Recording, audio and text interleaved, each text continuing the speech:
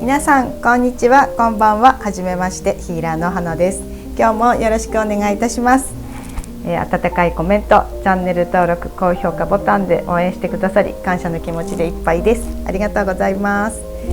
それでは今日はあの人との恋終わったのということで、はっきりしたい方向けにちょっと厳しめになるかもしれないんですけれども、リーディングしていきたいと思います。よろしくお願いいたします。今日はこちらのラブオラクルカードで選択肢していきたいを選択肢にしていきたいと思います。はい、ではでは皆さんのエネルギーを読んでいきますので、ちょっとぐちゃぐちゃですけど、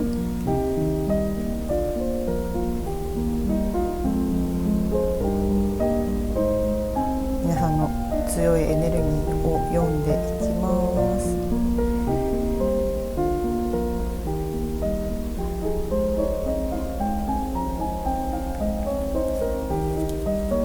はい、アメジストさん、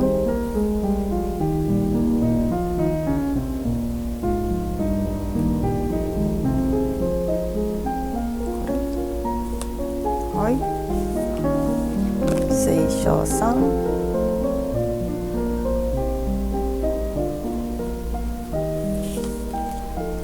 はい、ラブラドライトさん、はい、こちらの3枚で今日はリーディングしていきたいと思います。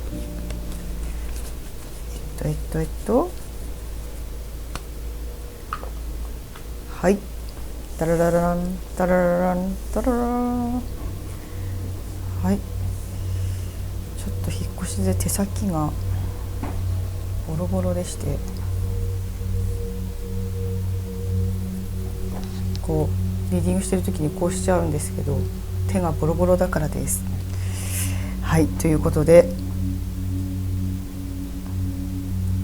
では高次元につながっていきたいと思います。ちなみに今日も工事してるのでちょっとうるさいです。では浄化、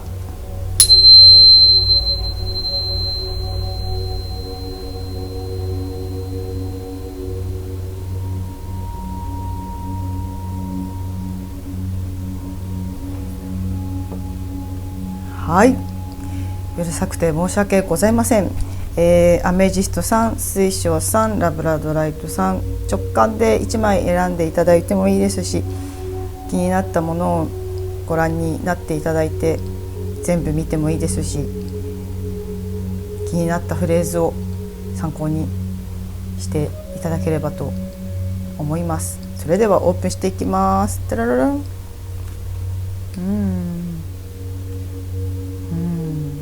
いですね。タラララン、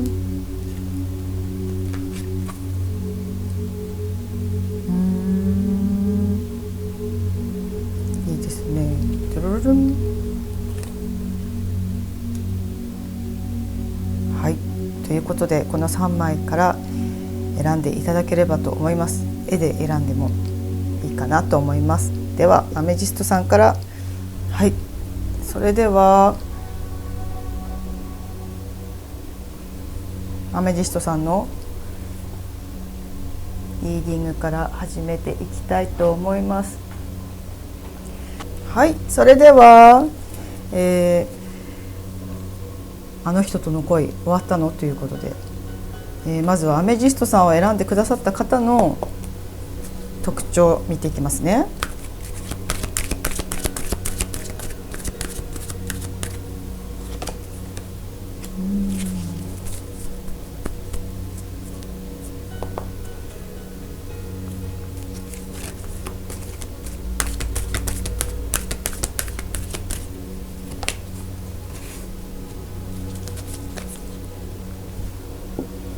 はい、読んでいきます。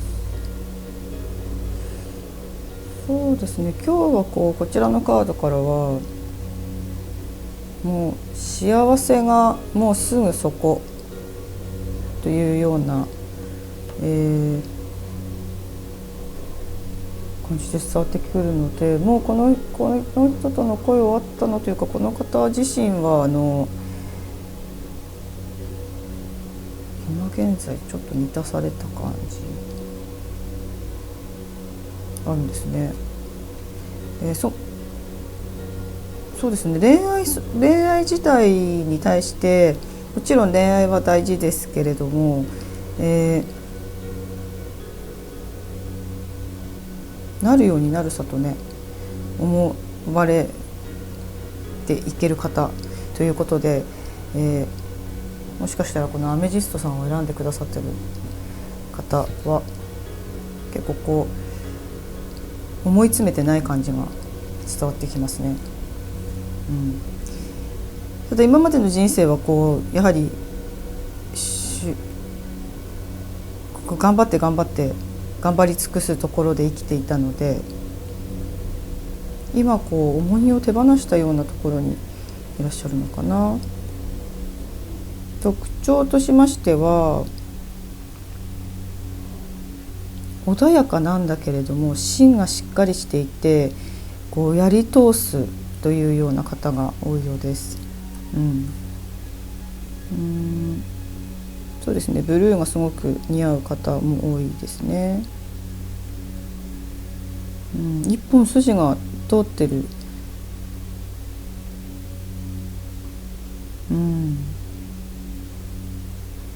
少しこうなんていうんですかね、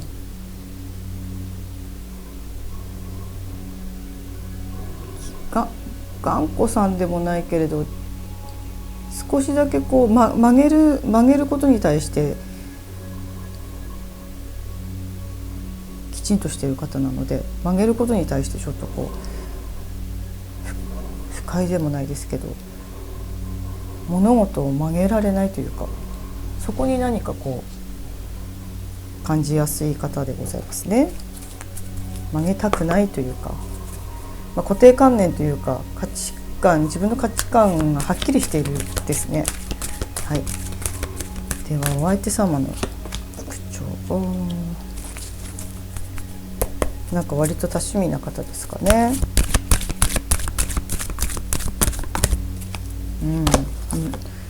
音楽が大好き、もしくはというか楽器とかもねされてる方もいらっしゃるかもしれないですね。お相手様カウンセラー、そういったお仕事されている方もいらっしゃるかもしれないですし、その会社にいても聞き役という役割を担っているような感じですかね。この方結構冷静沈着ですので、自分の心の声といいますか、あなた様とちょっと似てるかな。こう曲がったことが嫌いと言いますか、そういろんなこと多趣味な方ですね。割といろいろやりたい方ではありますね。はい、ではお二人の今の状況ですね。見ていきますね。今日はムーンオラクルで見ていきます。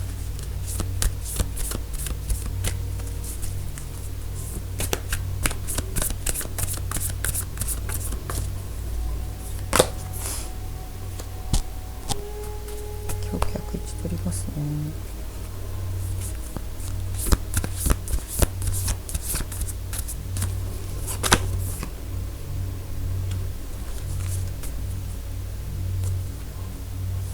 現状、あなた様自身結構この方との出会いで自分を磨いてきた、かなり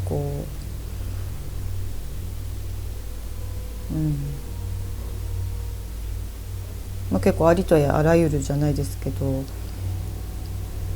綺麗になりたい、まずは外見からというところでいろいろやってきたんじゃないかなと思いますね。で、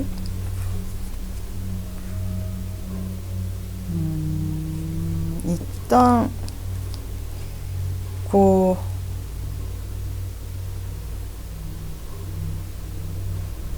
関係性を変えるところにいらっしゃるので、お二人ともが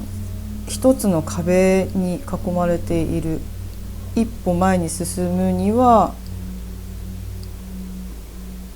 恐れが大きすぎるといったところにいらっしゃるんですね。そうですね、結構怖かったですね。なんか、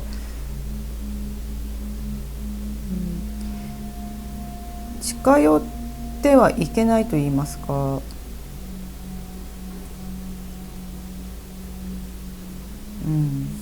一枚恐れがお二人にあるんですね。恐れがあるので、お相手がと思っていらっしゃる方も多いと思うんですけども、実はご自分アミジストさんにも恐れがすごくあって、それを手放す作業を今してらっしゃる方も多いかもしれないですね。今まではこう表面的な、綺麗とか見た目美しいといったところがあれば、恋愛ってうまくいくんじゃないかというか、そういったこうもちろん心もですけれども、その見た目というところで人とどなたかと周りの方と比べたりとかですねしてた時もあったと思うんですけれども、そういった状況から今こ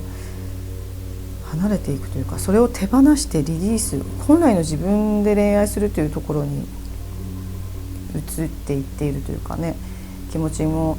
新たになってきてるのかなと思いますね。増えてるのかな。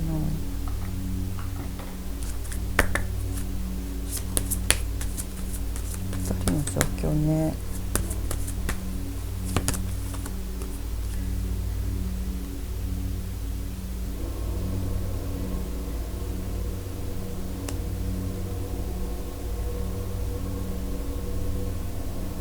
1枚ください。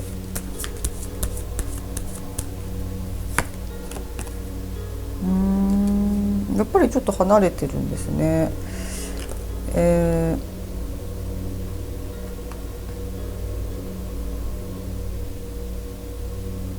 結構運命を感じるほどこう化学反応じゃないですけど、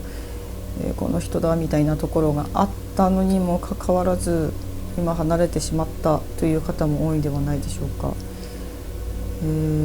そうですね。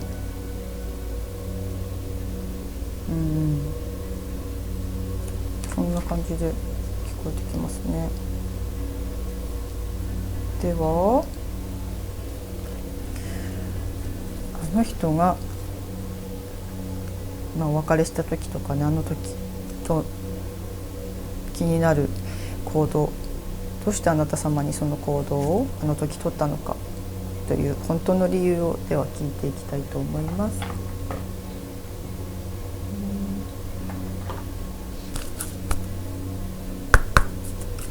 今日はローズオラクルでこれだって。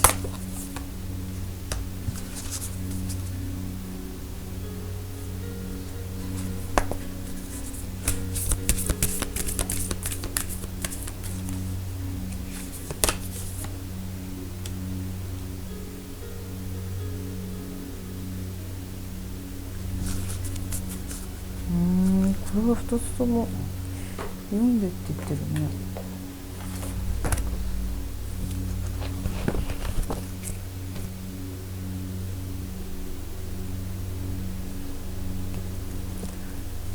まずこちらのカード、私たちは自然であるなんですけれども、地に足をつけること、対面すること、つながって生きる地球とのより深いつながりを育むように自分の体を自分の家として受け入れ、この地球をあなたの母として受け入れること。このカードから聞こえてきたのが、その先ほどあった一枚壁がある。何かこうお互い恐れが強くて自分らしさを発揮できないということに気づいたんですね。ですのでなんとかナチュラルな自分、本来お互い愛し合っているのですから、とても好きで出会って一緒にいたので、もっとナチュラルな自分でいい関係が築けるはずだとお相手様は思っていますね。ですが、なぜかお手上げ状態じゃないですけど、今日はそのように聞こえてくるんです。なぜかその思い通り、なぜかいつも通りというか、他の恋愛にあってでもですね、うまくいってたことが今回はできないと。それは好きすぎるからなんだよというところを伝えてきてくれてるんですよね。でナチュラルな自分にすごく帰りたいというか、ナチュラルな自分になりたいんですね、本当にね。そのように伝えてきてくれていて、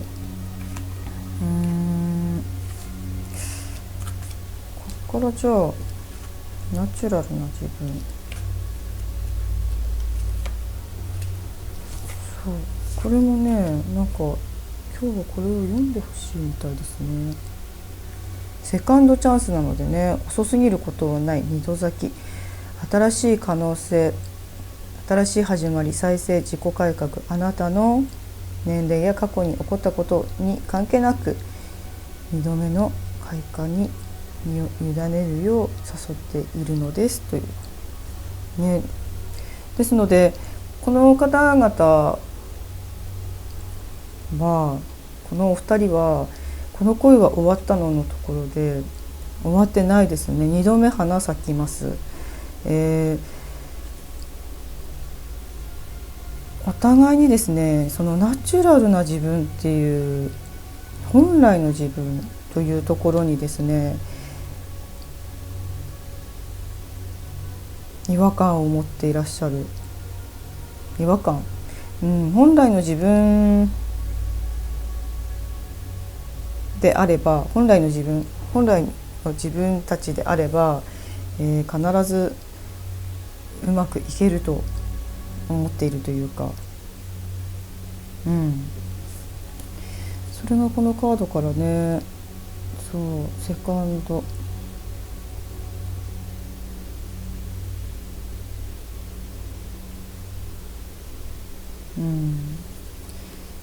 の方々は今日このカードが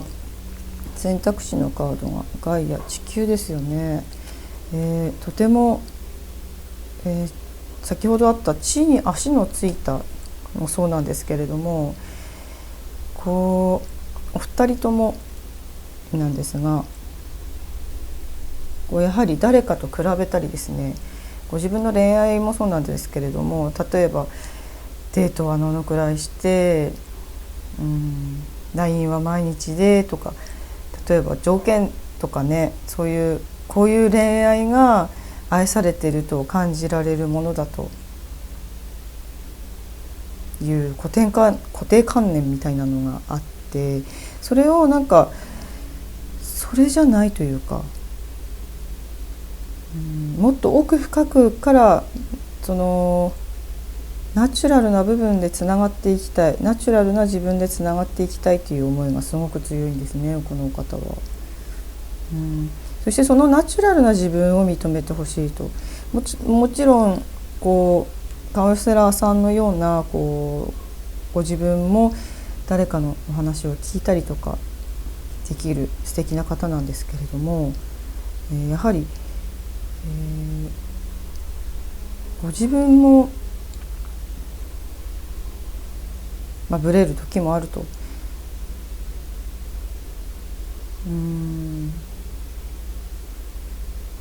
そ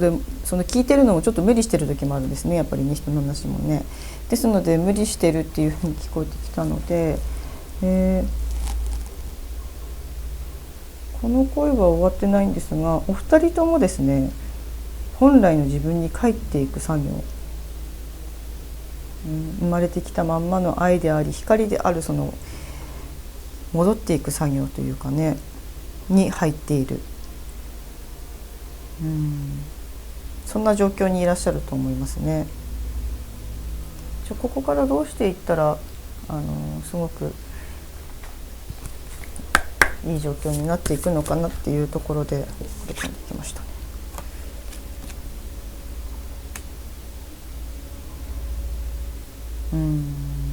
やっぱり先ほどのように自分のね心の声を聞くっていうことなんですよね。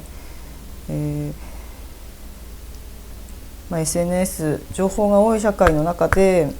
たくさんいろんな方のこう誕生日はこのように祝っていただいてもらったとか、例えばねそういう一つ一つですよね。そういうところに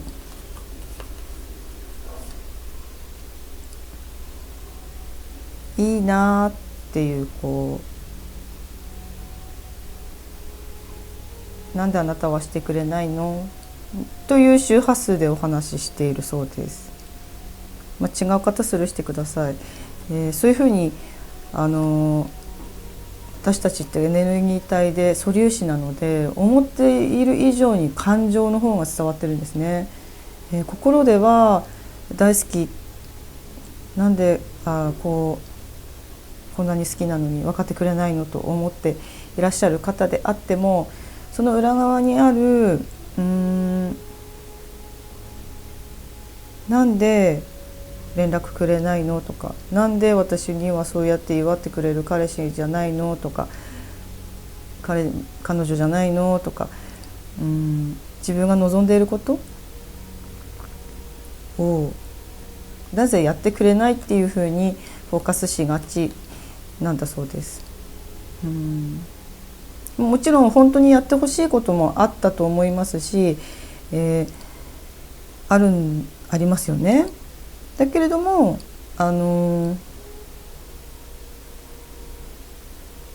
その重い周波数で相手に投げかけてしまっていることによって、お相手もナチュラルになっていけないんですね。お相手がすごく瞑想とかして自分らしさを常に持ってらっしゃる、自分のその愛の状態で生きてらっしゃる方であれば受け取れるんだと思いますけれども、なかなかね皆さんそういうところまではそういう方であってもブレることもありますし、ということを今日高次元が伝えてきてくれていて、あなたがあなた自身でその荒波を作っているということも伝えてきてくれてるんですね。ですのでこの声は次また咲くと思いますし、まだ始まると思うんですけれども、その時の周波数というかね、発信する波動ですよね。それがなぜやってくれないんだという波動、心の中にある状態でまた接すると同じように離れてしまうということを伝えてきてくれています。終わってはないというか、一度終わった方であればなおさら、ご自分をご自分で楽しませる、瞑想したりですね、本当にゆっくり過ごす、忙しいというよりお相手様のことを考えすぎない、もう出来事、連絡来ないことに対してなどもそうなんですけれども、そこに執着しないということを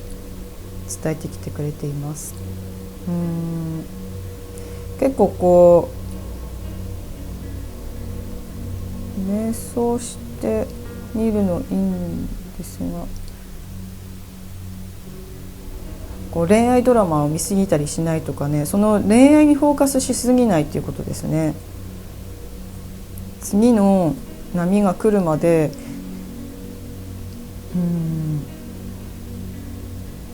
自分の心の波、感情、どういう時が嫌な感情になってるのかなとか、その時に嫌な感情が出てくるたびに本当の自分に戻ろうと思うものを見つける、それがお花であってもいいですし、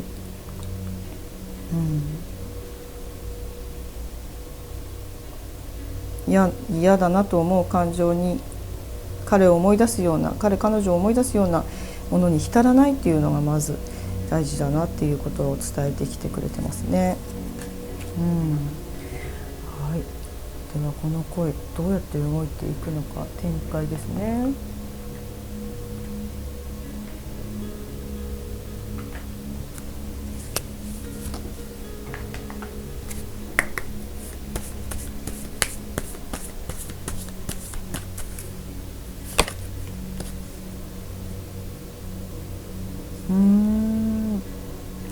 あなた様があなた様を楽しみ始めるとおのずと周りに人が集まってきますし、なんなら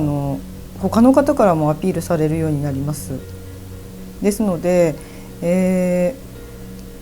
彼がいいんだ彼女がいいんだと思って見ていらっしゃると思うんですけれども、まずはあなた様が今一番何が楽しいのか、その連絡が来ない離れている方からの連絡を待っているあなた様っていうのは楽しいですかという質問が来ています。待っていて楽しいんであれば今の状況苦しくないんですね。その苦しいっていう感情は自分が相手をコントロールして思い通りにさせたいというところから来ているので、お相手にもお相手のペースってあるので、そこは重い周波数でなんでって思ってるとだんだん距離って空いていくので、そこを伝えてきてくれてますね。この恋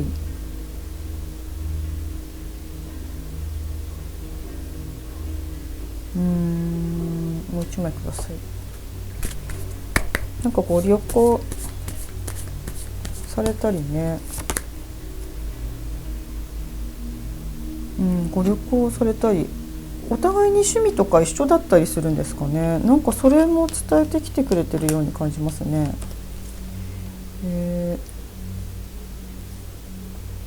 もしくは一緒に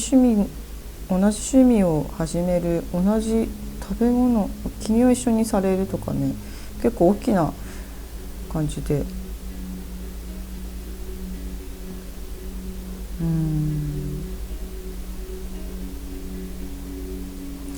そうですね、最終的には離れられないくらいいい恋愛になっていくと思うんですけれども、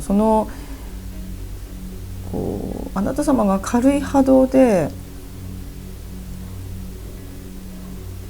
本当にその方とどういった恋を進めていきたいか、もうそうなっているじゃないですけど、どういった着地をしたいか、そこだけ思っていていいと思います。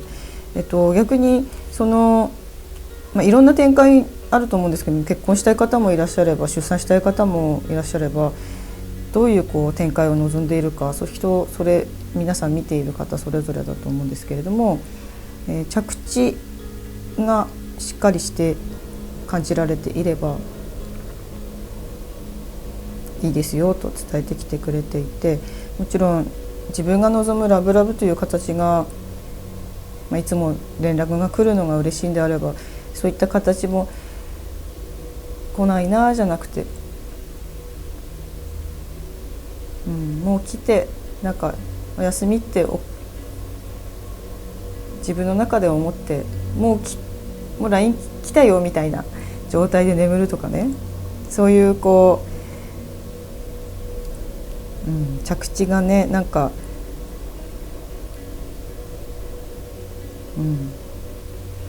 着地が大事だそうです。結構楽しんでくださいっていうのが、そういうことか。この選択肢のカードも、あなた様は地球を楽しみに来たんですよっていうふうにも伝えてきてるんですね。苦しむために、その恋愛で苦しむために生まれてきたのではありませんと。苦しみたくて苦しんで苦しみたくて苦しんでますかというような質問ですね。楽しみたいんですよねって、そう実はその苦しさも自分が苦しみたくて苦しんでいるということに気づいていかれるということでございます。違う方向にフォーカスを目を向けて自分の楽しいところに目を向けて進んでいかれることによって、あなた様がもっともっと地球を楽しめるようになる。そうすることによってこの恋愛、この方との恋成就します。まだ終わってません。はい、自分のから恐れもリラックスすること、自分の好きなことをすることで、必ずご自分のリラックスすることで必ず、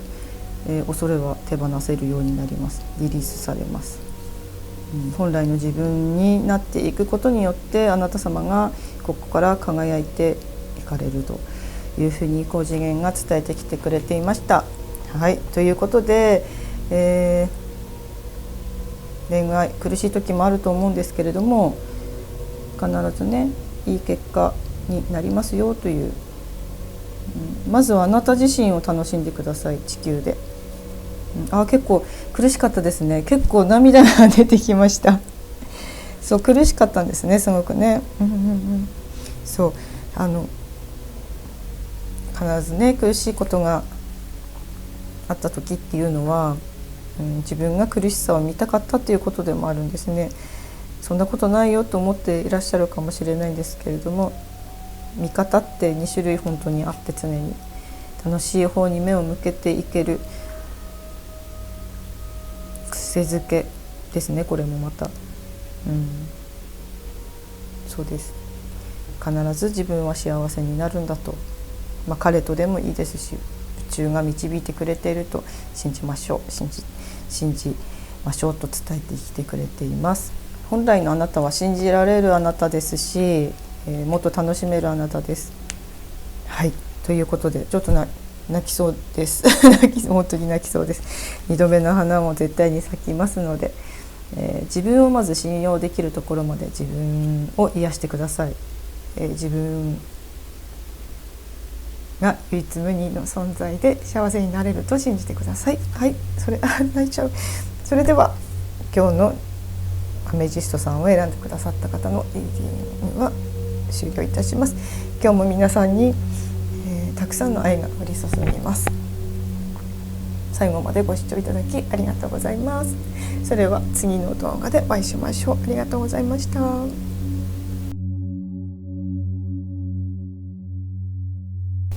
はい、それでは水晶さんのあの人との恋終わったのということでリーディングしていきたいと思います。ちょっとアメジストさんで泣いてしまったので、涙が鼻声が気になる方もいらっしゃるかと思うんですけれども、まずは水晶さんの特徴から見ていきますね。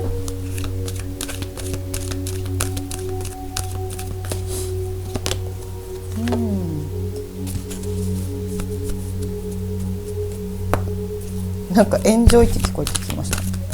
なんかいろんなことを楽しみながら進んでいける方、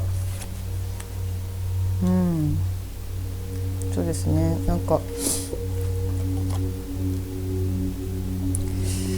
自分らしく生きたいっていうのが根本にありますね。楽しく自分らしく、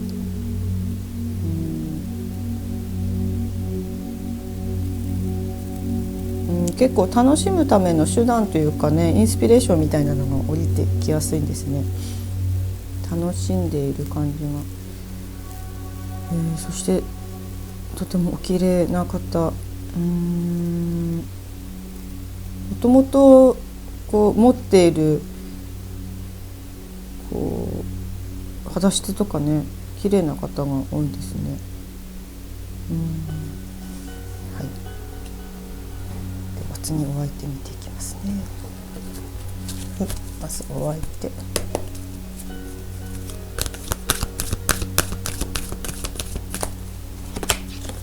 お相手先ほども出たね、これね。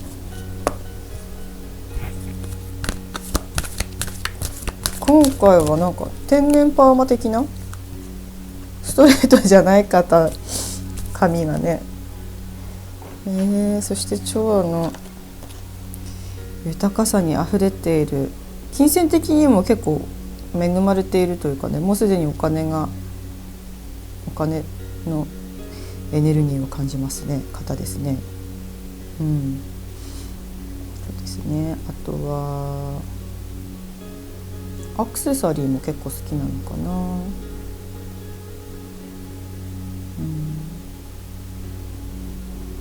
そうですね、アクセサリーも好きで、なんかお洋服とかにもすごい興味があって、おしゃれさんな方が多いんですね。結構その外側から見える自分をめちゃめちゃ意識している方かもしれないですね。これはあなた様より外側が気になる、あなた様は外側より自分の心の方、自分が楽しむことの方が大事だとすれば、結構お相手さんも外側の自分、外側から見える自分もすごく気になるみたいですね。では2人の状況、これじゃないそうです。この方々はサイキックさんで見ていきますね。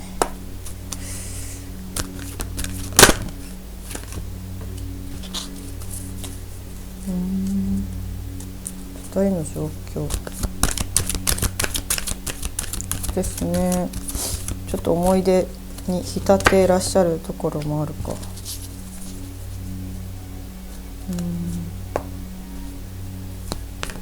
この人との恋終わったの状況、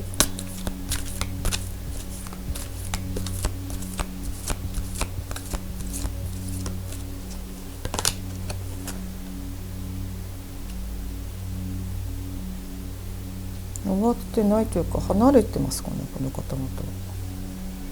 一緒にいる、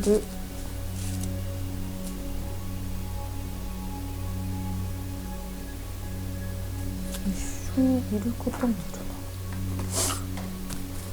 めちゃめちゃ離れてるよっていう方いますかね。結構思い出に浸ってるけれども、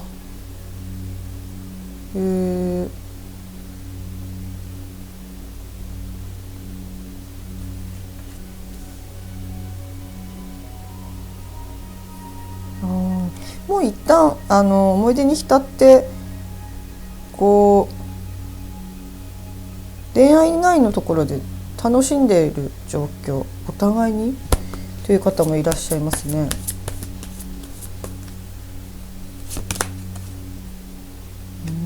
今日これ出るな。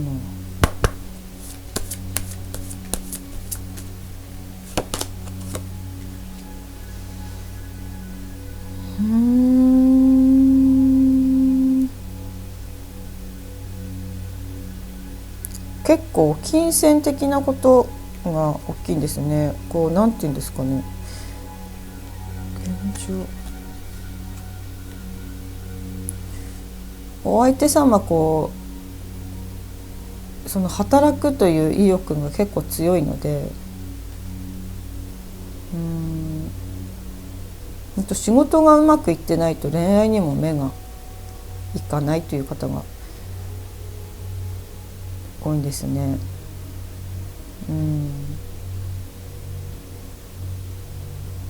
そうあなたのことをとても大切に思うんだけれども、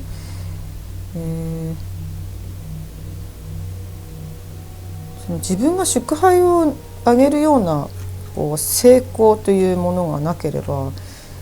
自分らしさを発揮できない、自分っていう存在をに価値を感じられないというふうに伝えてきてますね。ですのであの時あの人はなぜそういう行動をとってあなたに対して取った行動の本当の理由っていうのはご自分に自信がやっぱりなかったからなんですね。とってもこう思い出、一緒にいたくてね、思い出に浸っているし今も好きですね。だけれどこの方はその自分のそのお仕事の絡みとかがうまくいかないと一緒にいれないというか、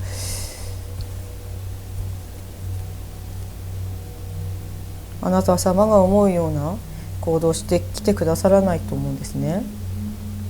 ですので、この恋に対してこれじゃないそうです。終わったのかどうかちょっと聞いていきますね。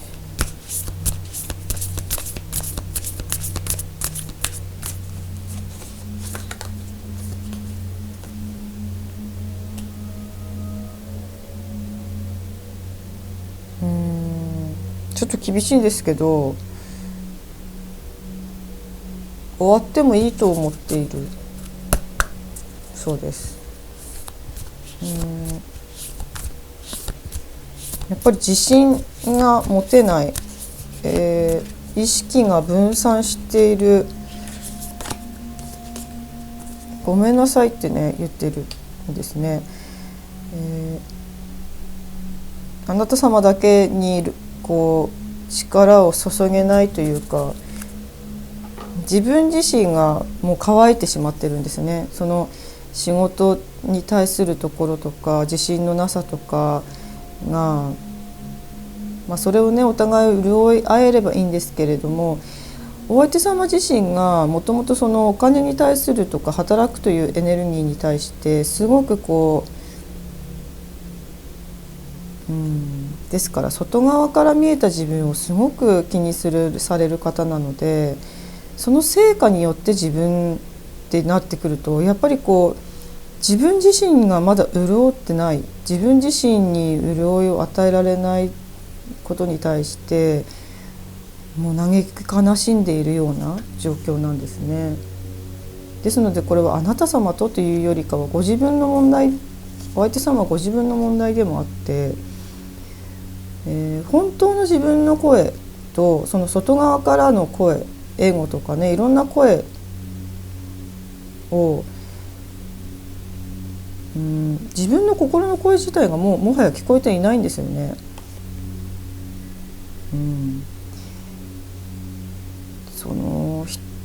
ですので人から見えた自分を人から見た時に輝いていたいという思いが強すぎると言ったらいいんですかね。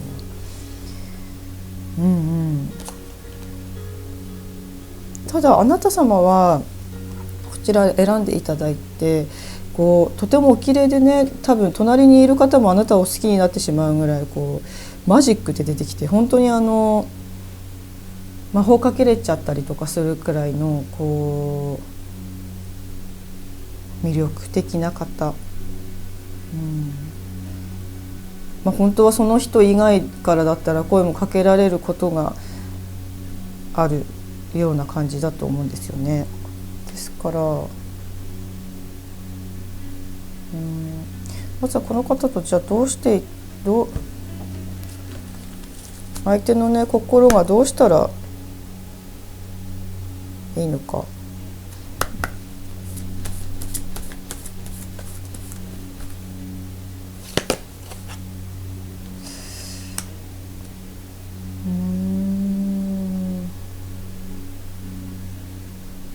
あなた様が本当にこのお相手と一緒に いたい、どうしてもその人がいいと思うのであれば、朝起きた時、夜寝る時、おはよう、今日も一緒に頑張ろうねで LINE するとかじゃなくてね、心の中でですね、寝る時も今日も頑張ったねと、私はその頑張りを見ているよと、 LINE じゃなくて心でおやすみ、一緒に寝ようね、おやすみ、一緒に休もうね、おやすみみたいな感じの、波動、それは執着でもなく、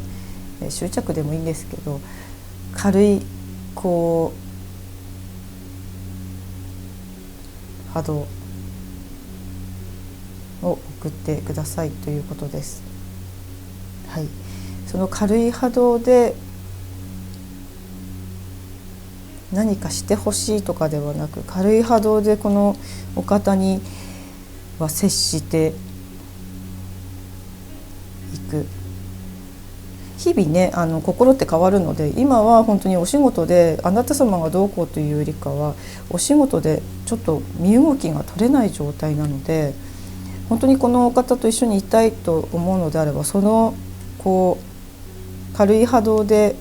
一緒に早くいたいよとかそういうのではなくてね、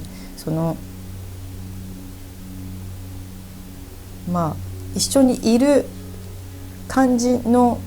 もうお付き合いちゃんと進んでラブラブな状態でおはようお休みしてるくらいの、軽くそういう感じで波動を送ってあげるっていうんですかね、そういうのも届きますから、そういうふうにしてくださいということでした。はい、でもあなた様は違う方にねいけるですよね。じゃあこれは他の方に対して、じゃあ次誰か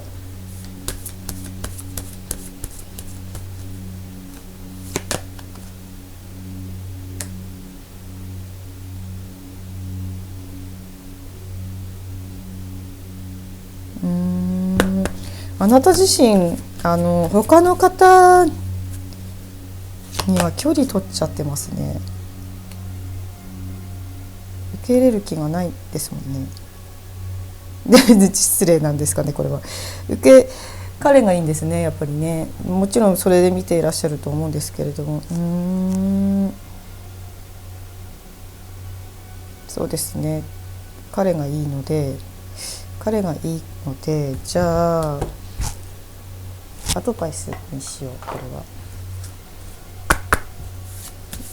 他の方とはあまり話したくもないし、やっぱり彼がいいんですね。というふうに来ています、この2枚が。なのでアドバイスにします。これはアドバイス、そんな恐れ多いんですけど、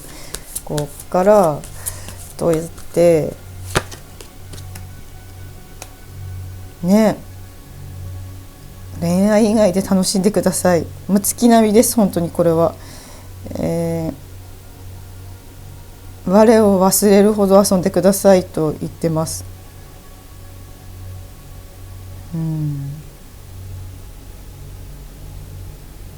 恋愛で悩んでる時って彼と一番一緒にいるのが幸せな時間で幸せな時なのに、他の人とっていうとかね、他のことでっていうことに対して意識がなかなかいけないと思うんですけれども、それをすることでラブラブになるんですよね。一人でいても大丈夫っていう言い方も変なんですけど、自分で自分の心を潤せるようになった時に、もちろんね、あなた様自身もともとねそういうところを持ってらっしゃるので、いろんなことしてらっしゃると思うんですよね。これでもかっていうぐらい自分も楽しめる方なんですが、やはり対恋愛になった時にちょっと執着があって、あ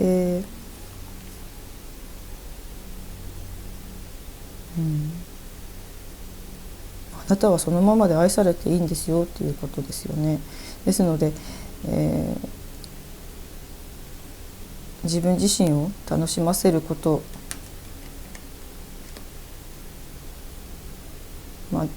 あなた様自身のその宇宙のサポートっていうかね、自分のハイヤーセルフともいいんですけども、自分の導きっていうのは、本当に常に心地いい状態でね、お花見たり、温泉使ったり、自分のお風呂でもいいんですけどね、自宅のお風呂でもほっとしてふっとリラックスした時に、これしようとか思ったことを無駄だなと思わずねやってみたりとか、そうすると無駄と思ってるその無駄と無駄の点がこういくつもつながって思わぬ展開でラブラブになっていきますよと伝えてきてくれてますね。なんか動物ペット飼ってらっしゃる方もいるのかなね。彼と飼ってた方もいるのかもしれない。これはね、そういう意味でも見たら思い出しちゃうっていう方もいらっしゃるんですね。でも必ずね幸せになる方に進んでいるので、そのご自分がご自分を抱きしめて愛してあげるっていうところを今一度やってみてほしいなっていうふうに高次元から来てますね。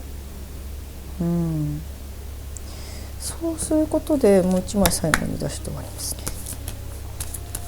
そうすることで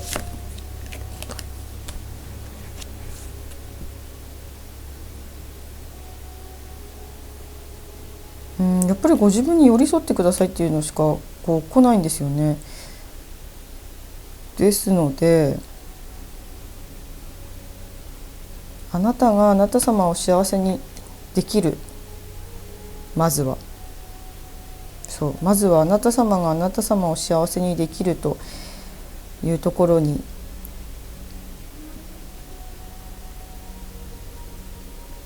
それを思ってください。私は私を幸せにこのままで幸せになってよくて、思い望んだ結果というのは必ずやってくると信じることによってお相手様の心もねいつも変わっているので、今日この展開で出ましたけど、これは毎日このリーディングすればどうなっていくのかっていうのも楽しみというかあれなんですね、きっとね。そうという私の気づきです。申し訳ありません。そっか、なんかもう一枚出してね、焦らないでください。その結果をいつも気にしてらっしゃると思うんですけれども、結構ねせっかちさんというかね、こうなところも聞こえてきてたので、ちょっと私もせっかちさんなのですごいわかるんですよね。こう結果白黒はっきり結果はっきりみたいなところあると思うんですけど、ゆっくりすることが今あなたにとても大事なことだそうです。あなた様はそのままで本当にマジックをかけれてしまうぐらいいろんな方に好かれ、ご愛情を注がれるとても素敵な方なので、ちょっと自分自身からかけ離れているこの恋愛に執着することによって、自分自身からちょっと離れ、こう本当の愛を持っている自分からちょっと離れている、フラットな状態、こう愛の状態がフラットだとすると、そこからちょっと離れた波動を出していますよという感じですね。はい、ということでまずゆっくりして瞑想して、朝晩ね瞑想するのもいいですし、一日に何回もこう1分でもいいので脳の回転を止めて、お相手のことまず頭から話してね、行くところから始めると、お相手様のその乾いた心もね、そのエネルギーの波動やエネルギーでだんだんこうお水が行き渡っていくと思いますので、どうしてもこの方がいいようですので試してみていただければということで、高次元からのメッセージでございました。はい、新しい声もちょっと望んでないように感じたいので、はい、でもそれでも来るかいという来るかいそれでも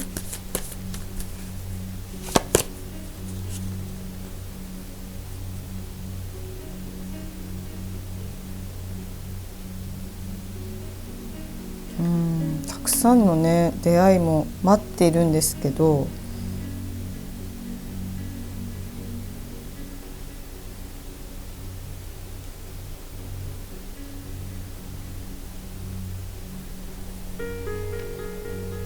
そうあなた自身が受け取る状態に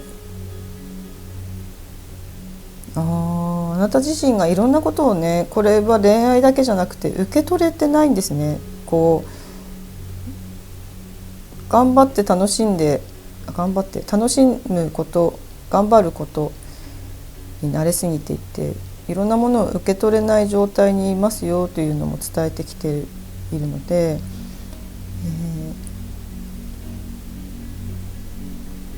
こう頑張らなくても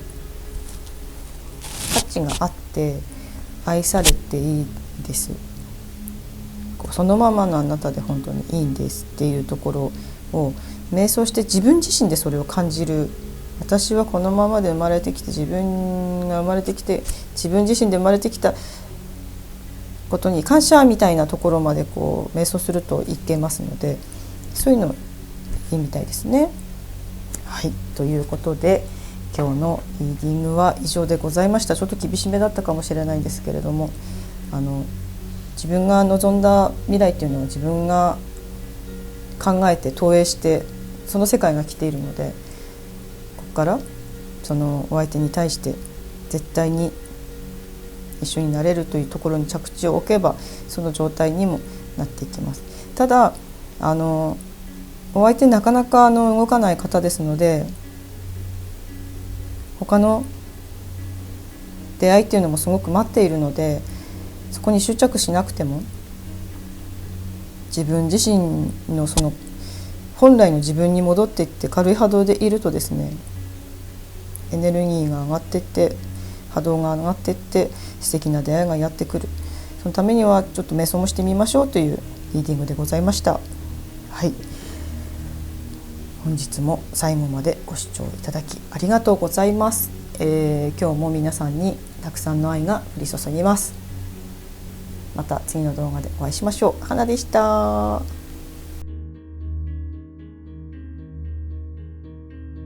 はい、それでは、ラブラドライトさんを選んでくださった方のあの人の恋は終わったのをリーディングしていきたいと思います。まずは、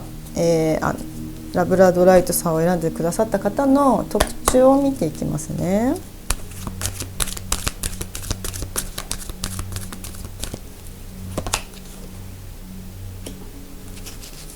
めっちゃ可愛いですね。めっちゃ可愛い、可愛らしい、可愛いと言われる方、年齢不詳な方だそうです。愛されキャラですね。すごく素敵な感じが伝わってきてます。もちろん見た目も可愛くて綺麗なんですけれども、芯がねしっかりしてらっしゃるんですね。結構言いたいこともズバッと言えちゃう感じ、そんな感じで伝わってきてます。お相手様ですね。ではまず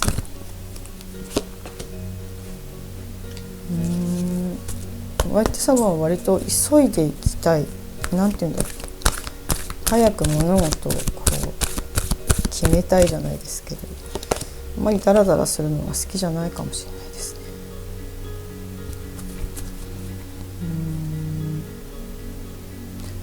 二面性があると言いますか、結構ネガティブなところとか、暗い部分をすごく持っていて、本当はあんまりそれを見せたくないから外では明るくてなんかキビキビしてるキャラも出してますね。そうダラダラしたくない、ダラダラしたくないって何回も聞こえてきますよダラダラしたくない方なんですね。ダラダラも大切ですよね、生きていくには。疲れちゃいますよ。では次、お二人の今の状況ですね。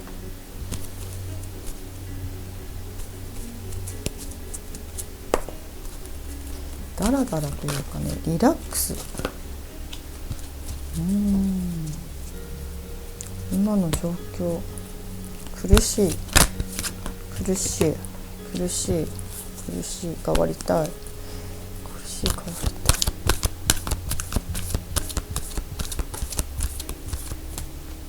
離れちゃって、なんか何者かなんか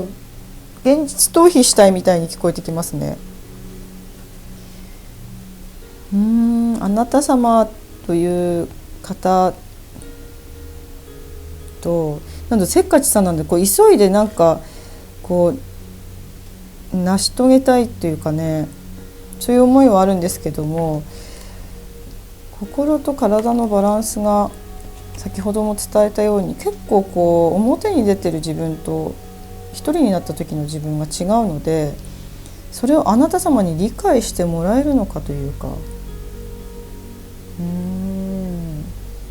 2人の状況ですね、結構離れてる感がありますね、これは。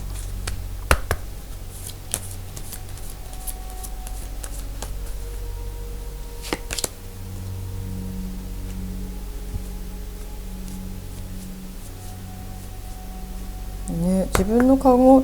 から出れないんですね。そっか、そうでは、あの方があの時あなたに対して取った行動の本当の理由ということで見ていこうか。これ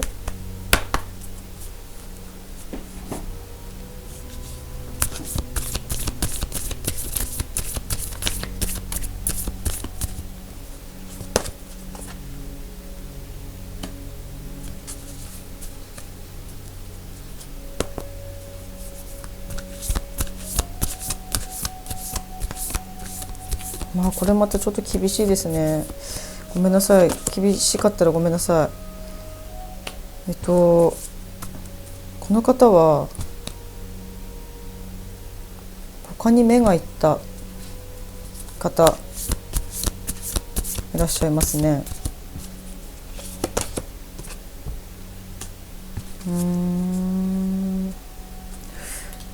そっか。優しくて綺麗だけど、この方せっかちさんなので、お相手様ね、なんかだらだらというかこう動きがちゃんとないと嫌な方なんですね。ですのでごめんなさい、爪が勝利とか目標や勝利が見えてるものが好きなんですね。そっか、じゃああれだね。まあちょっとしたハンターさんっていうか、めっちゃ厳しめですよね。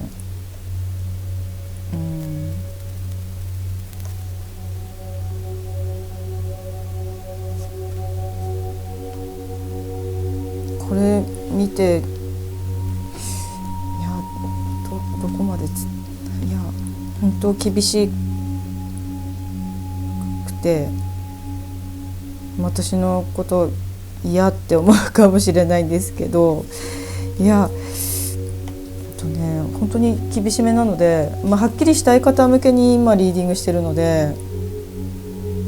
この最後めっちゃ厳しいんですけど、この方ね、結構他に目が行きがちなんですね。他の女性男性、すぐなんか惚れやすいっていうのもあって、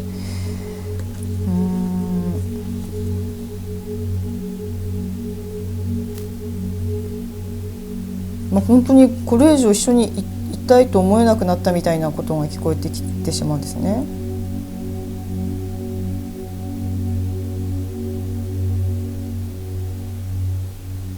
個人縁が伝えてるのでごめんなさい、本当にあな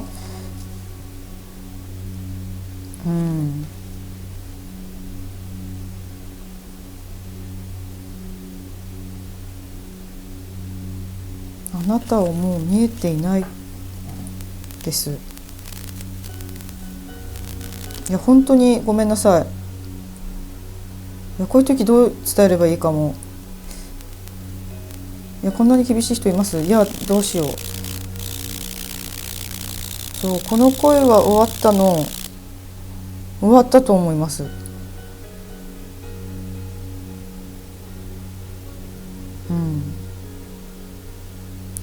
でお相手様自身、そしてねあなた様を利用じゃないんですけどあなた様お優しいから私がこの方を何とかしてあげれるんじゃないかと思っていらっしゃったりする方もいるみたいですね。だけれどもこの方は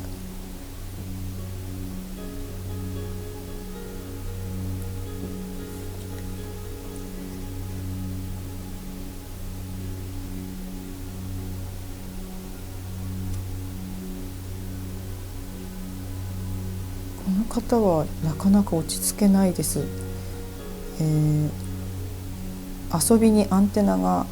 めちゃめちゃあるので、いろんな方とそういうことをしたいっていう願望もめちゃめちゃあって、いや本当にごめんなさい。なんかいやそうだけれど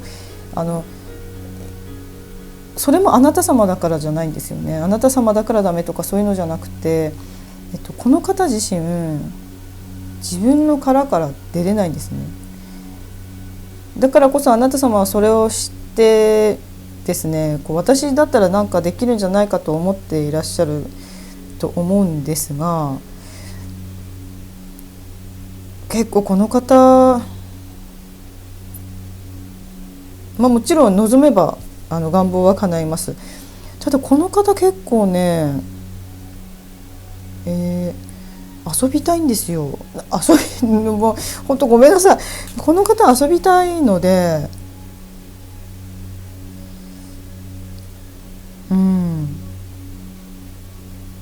変な話ですよ。もう本当これは大人の世界なんですけど、い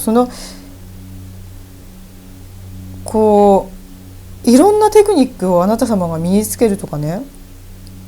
夜でもそうです。恋愛の男を虜にするじゃないですけど、女性を虜にする全てのテクニックをね、かなり学んで自分に落とし込めるのであれば時間がかかってもいいかなと思うんですけど、そもそもの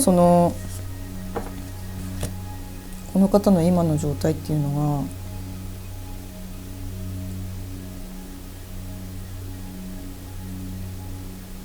が、それは寂しさから来ているので、あなた様が何とかしてあげれるし何とかしたいという気持ちがあるというのもすごく伝わってきて分かります。ですので私がめちゃめちゃ辛口でこんなこと言うんだ私っていう、これでも高次元の言葉を返して言ってるので本当嫌だったら止めてください。本当にもう聞いちゃってごめんなさい。どうしよう、めちゃめちゃ辛口ですね。ただ一つ言いたいのが、こういう方と出会って次に私にはこういう男性がいいなと思う願望がめちゃめちゃ大きく放たれるんですよ、宇宙に。そうすることによって次に出てくる方っていうのはすごく自分が望んだ結果のままの方というか、あなたありがとうが、この方にね、あなたのおかげですごいいい願望が宇宙に放たれて次の人と幸せになったわという状態に入るということですので、なんか鳥肌が立つぐらいちょっと苦しいことを伝えているので、どうしよう、本当にごめんなさい。このまま行ってもあなたの心が迷路にはまってしまうんですよ。ですのでお相手から来る、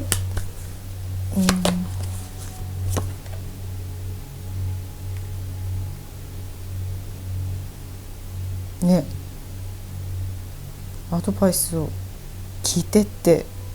言ってますよねそうなんですよ。この方じゃないんだなって思います。それでもこの人がいいという方は、どうしていけばいいかというと、これでね出しますね。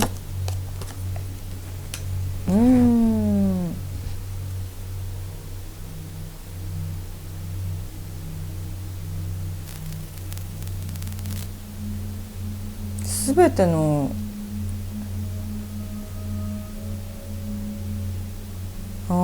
逆にだから瞑想とかして本当にあなた様がこれ以上の愛の状態でお相手を受け入れる、それは例えばね、こうなんて言うんだろう、愛の状態で受け入れる、それは本当に都合のいい人になるとかそういうのではなくて、だからこれ見ても分かるように、なんかいろんな人がいるんですよね。その中の大きな蝶になるっていうことに対してなれると、どうしてもこの人のそういう状態方になれると、もう着地点はそこしかないと決めて、あとは手放してしまう。何もしない、執着もしない、連絡も待たない、何もしない、本当にただの愛の状態で、あと、例えばね連絡来ても心を整えて、自分が本当の愛の状態の時に、あなたは本当に行きたいんですかって言った時に、行って後悔しないんであれば行ってみるっていうことをしてみるですね。なんかすごくあなたは一人じゃないよと、あなたはあなたに愛されてるよと、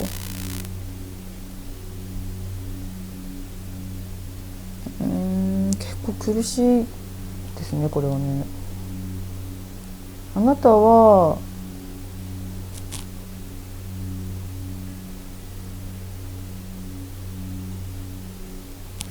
でもそれでもハッピーなんであれば、あなた様がねハッピーなんであれば進むという選択もありますよね。なんかちょっと笑顔なんですよね。今日すごく気になったんですよね。ド M 失礼いたしました。結構そのマゾっぽい、なんていうんだ、そういうこうされてることがを引き受けちゃってるのかな。それだけ魅力のある方なんですね。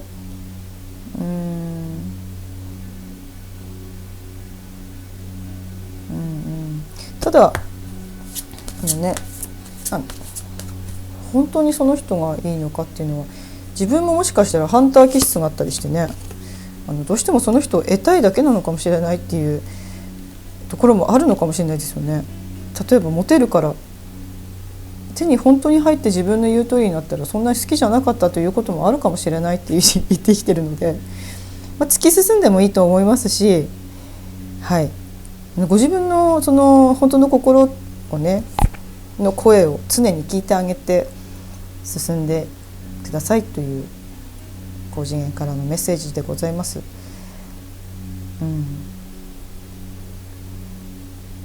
そうちょっと本当に厳しめでごめんなさいって思います。今日なんかあんまり言ったことないこと結構来てるので、私自身言うの躊躇するくらいのことをかなり言っているので、本当に申し訳ありません。なんか聞きたくなかった方は申し訳ありませんということで、ラブラドライトさんのリーディング以上でございます。もし何かね一つでもこう聞いてもらえるところがございましたら参考にしていただければと思います。はい、今日のリーディングは以上でございます。皆さんにたくさんの愛が降り注ぎます。今日も